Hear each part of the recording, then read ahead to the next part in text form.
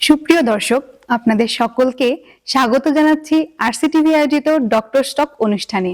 পুরো অনুষ্ঠান জুড়ে আপনাদের সাথে আছি আমি ডাক্তার তিথি সরকার।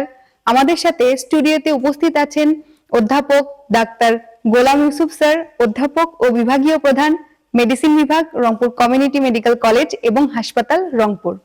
স্যার কেমন আছেন? জি ভালো। স্যার আপনাকে স্বাগতম আমাদের আজকের এই অনুষ্ঠানে।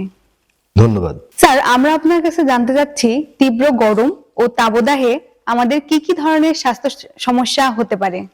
ধন্যবাদ একটি সুন্দর প্রশ্ন করবার জন্য।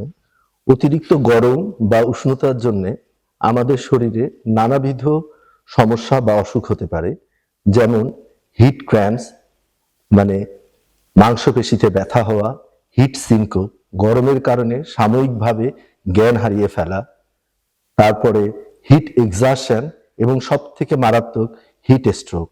হিট স্ট্রোক একটি জরুরি অবস্থা, সঠিক চিকিৎসা সঠিক সময়ে না হলে হিট স্ট্রোকের জন্য আক্রান্ত ব্যক্তির মৃত্যুও হতে পারে। ধন্যবাদ স্যার। আমি জানতে চাই এই সমস্যাগুলো কেন হয়?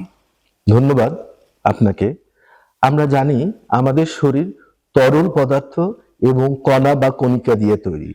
শরীর তার নিজস্ব প্রক্রিয়ায় এই তরল পদার্থের পরিমাণ নিয়ন্ত্রণ করে, কিন্তু অত্যন্ত গরমের কারণে যখন শরীরের তাপমাত্রা বাড়তে থাকে তখন শরীর ঘামের মাধ্যমে তার এই অতিরিক্ত তাপমাত্রাকে নিয়ন্ত্রণ করে, যার ফলে কখনো কখনো শরীরের পানির পরিমাণ কমে যায়।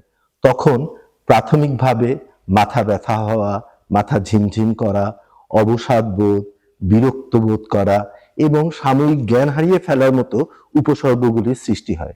কিন্তু হিট স্ট্রোকে শরীরের তাপমাত্রা ক্রমশই বাড়তে থাকে এবং শরীর তার নিজস্ব প্রক্রিয়ায় এই তাপমাত্রা নিয়ন্ত্রণ করতে পারে না, যার ফলে শরীর ঠান্ডা হতে পারে না এবং ঘাম হওয়ার প্রক্রিয়া সম্পূর্ণরূপে ব্যাহত হয়। হিট স্ট্রোকে শরীরের তাপমাত্রা 106 ডিগ্রি ফারেনহাইট বা তারও বেশি বেড়ে যায়। স্যার, এই সমস্যাগুলো কাদের বেশি হয়?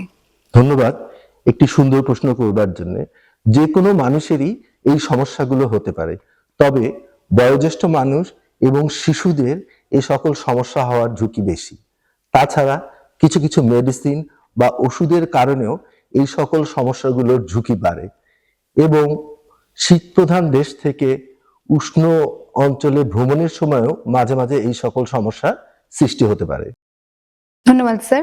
এ ধরনের সমস্যার ক্ষেত্রে আমাদের চিকিৎসা পদ্ধতি কি হওয়া উচিত? ধন্যবাদ আপনাকে একটি গুরুত্বপূর্ণ প্রশ্ন করার জন্য। প্রথমেই আক্রান্ত ব্যক্তিকে ঠান্ডা স্থানে স্থানান্তরিত করতে হবে, অতিরিক্ত জামা কাপড় সরিয়ে ফেলতে হবে, পর্যাপ্ত পরিমাণে পানি বা তরল পদার্থ খাওয়াতে হবে, শরীর স্পঞ্জ করে দেওয়া যেতে পারে, ঠান্ডা পানি দিয়ে শরীর ভিজিয়ে দেওয়া যেতে পারে বা গোসল করিয়ে দেওয়া যেতে পারে। আক্রান্ত ব্যক্তি কিছুটা সুস্থ না হওয়া পর্যন্ত তার সাথেই থাকতে হবে এবং যে কোনো প্রয়োজনে বিশেষজ্ঞ চিকিৎসকের পরামর্শ নিতে হবে। দেখতে দেখতে আমরা চলে এসেছি একদম অনুষ্ঠানের শেষ পর্যায়ে। আমাদের অনুষ্ঠানে উপস্থিত হওয়ার জন্য এবং আমাদেরকে মূল্যবান উপদেশ দেওয়ার জন্য স্যারকে অসংখ্য ধন্যবাদ। ধন্যবাদ আপনাকে। ধন্যবাদ আরসিটিভিকে আমাকে আমন্ত্রণ জানানোর জন্য। আশা করি আপনাদের সাথে আবারও দেখা হবে নতুন কোনো পর্বে, নতুন কোনো বিষয়ে, নতুন কোনো বিশেষজ্ঞের সঙ্গে। ততদিন পর্যন্ত ভালো থাকুন, সুস্থ থাকুন, আরসিটিভির সাথেই থাকুন। ধন্যবাদ। Rangpur Community Medical College Hospital, for health, for education.